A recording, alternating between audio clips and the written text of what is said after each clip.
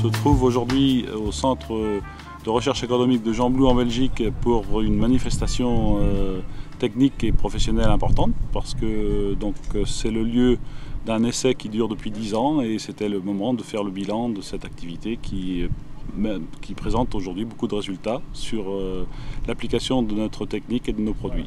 Alors le public, c'est essentiellement des agriculteurs qui viennent d'un peu de toutes les régions françaises et de Belgique et même de Suisse et un tout petit peu de Hollande, je crois.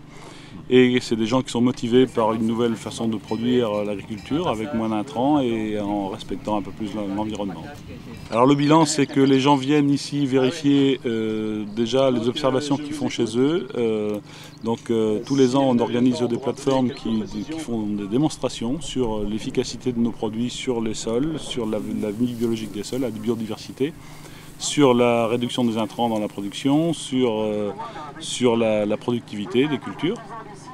Et aujourd'hui en plus, on est dans un centre de recherche agronomique qui vient nous apporter une caution et une preuve un peu scientifique à notre théorie technique qui vient aussi les conforter dans leur choix technique de produire différemment. Depuis quelques années, on remonte un peu la profondeur de la boue et donc on est un peu plus haut. Je travaille sur les problématiques du travail du sol et de la simplification du travail du sol. Et donc pour bien comprendre ce qui se passe au niveau du sol, je me suis attelé à étudier un peu plus les profils de sol. Et donc c'est dans ce cadre-là que d'ailleurs il y a une collaboration qui a démarré avec TMCE parce que j'avais une approche assez intéressante au niveau de la description des profils de sol. Voilà. Donc on essaye de montrer l'impact des machines sur le sol ou l'impact, comme ici, d'un produit sur la structure du sol. Quand ils travaillent en sol, les agriculteurs voient ce qui se passe en surface et ne voient pas ce qui se passe en profondeur. Et donc quand on peut leur montrer l'impact de leur pratique sur le sol et sur l'enracinement des plantes, etc., ils apprennent beaucoup de choses. Alors le problème, c'est que le profil culturel tel qu'on le pratique, c'est quelque chose qui n'est pas enseigné beaucoup dans les écoles d'agriculture, et donc ça reste un peu confidentiel.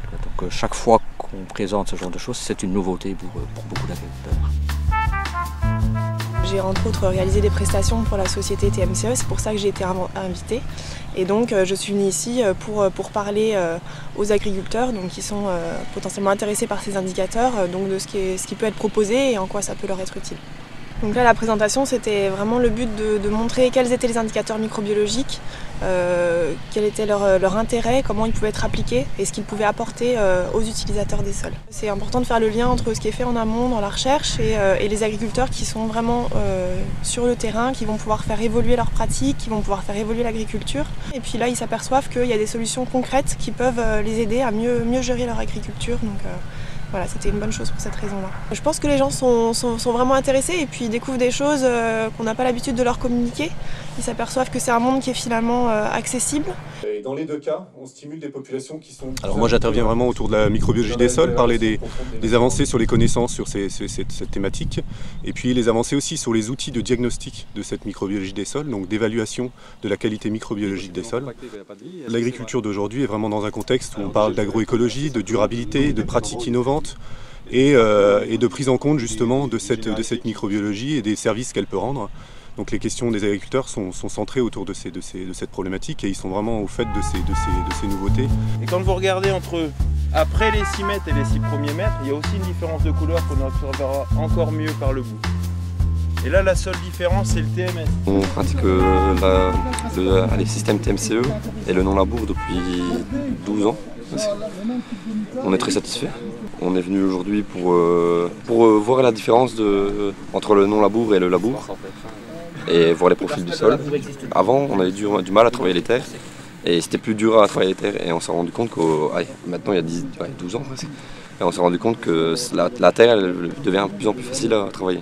Je suis venue un peu me renseigner sur tout ce qui est vie du sol, impact des éventuels produits apportés pour avoir un effet bénéfique d'un point de vue agroécologique. C'est important d'y réfléchir d'un point de vue global. Ce n'est pas une seule chose, c'est tout un ensemble et c'est là où c'est relativement complexe.